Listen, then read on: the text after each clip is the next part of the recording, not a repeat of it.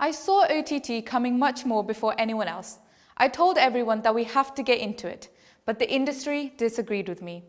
India's own Kamal Haasan had predicted this change years ago about the growth of OTT platforms, and he certainly wasn't wrong. Popularity of OTT platforms have shot up rapidly after the pandemic.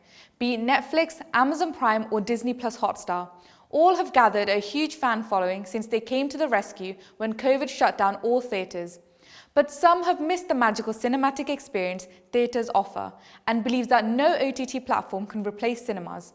But others have abandoned theatres after adapting to watching movies and shows on OTT platforms. This is an ongoing debate because OTT is affecting the income of some filmmakers. Like the recent issue surrounding the early release of Jude Anthony Joseph's 2018. It was released via Sony Live on June the 7th, 33 days after its theatrical release. Theatres saw housefulls multiple times as audiences couldn't get enough of the movie. When the makers announced its OTT release, it shocked everyone, particularly theatre owners. Moreover, several OTT platforms are producing their own movies and shows. More and more platforms are being launched, giving tough competitions to theatres. So, is it theatre or OTT? I see both sides. First of all, OTT platforms are more flexible and convenient. There is no rush to reach the theatre so that you don't miss clicking the title that needs to be posted on your Insta stories. Movies are accessible whenever and wherever. And there is nothing like watching movies in our own comfort zones. For movie lovers, watching movies at their own pace and time without the distraction of other people is crucial, and OTT gives you that space. Not everyone can go to the theatres either.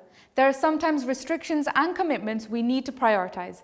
So in that case, OTT platforms are inclusive and enable everyone to watch the content from home, including NRIs who can access Indian movies. This way, entertainment reaches a wider audience and content makers get a greater exposure. For example, there is limited access to international movies, that too with subtitles. But this is not a problem for OTT viewers. OTT and television is also a means of survival for many filmmakers. Some movies that would never persist in theatres have been enjoyed and appreciated on the small screens. Movies that have failed in box office have acclaimed success in OTT. Shahid Kapoor's Jersey and Tapsi Pannu's Tappad are a few examples. We go to the theatres to watch our favourite heroes and heroines on the big screens. But it's difficult to attract an audience for movies with fresh faces. But emerging talent has been able to shine on OTT without expensive promotions, like the works of Manoj Bajpayee and Radhika Apte, who are superstars of online entertainment. Whereas mass movies are the ones mostly celebrated in theatre, OTT platforms are making movies on unique subjects, which is getting applause for the quality content, bringing in profit for producers and recognition for the makers. What about the good old theatres?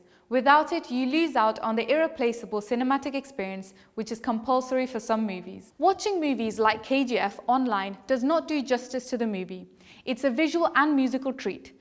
You need big speakers and a large screen for the goosebumps, for the BGM to hit you. Their ambience and aura can't be experienced anywhere else. Some movies like this are made for the big screens. 3D and 4D movies like Avatar cannot be savoured on small screens. Going to the cinema is a communal experience. Screaming, laughing, crying together. The sound of whistles erupting on the arrival of our mass heroes. The excitement of going out, the sweet aroma of popcorn. It has to be said that the cinematic experience is unmatched. We go not just to hear the story, but for the immersive experience. Makers who have put so much effort into their films would also want to see their work on the silver screen and celebrate with the audience. Financially, for those who watch movies rarely, subscribing to an OTT platform is not worth it. But for those who love to binge watch shows and films, these platforms are perfect. Theatres are also a means of employment, and the income serves as a great financial aid to many. But producers benefit from OTT even if the movie does not do well in theatres, because broadcasting rights are sold for millions. For example, even before the Kamal Haasan star of Vikram was released, the film made 2.5 billion rupees by selling the OTT and satellite rights. So what do you think? Are you team OTT or team theatre?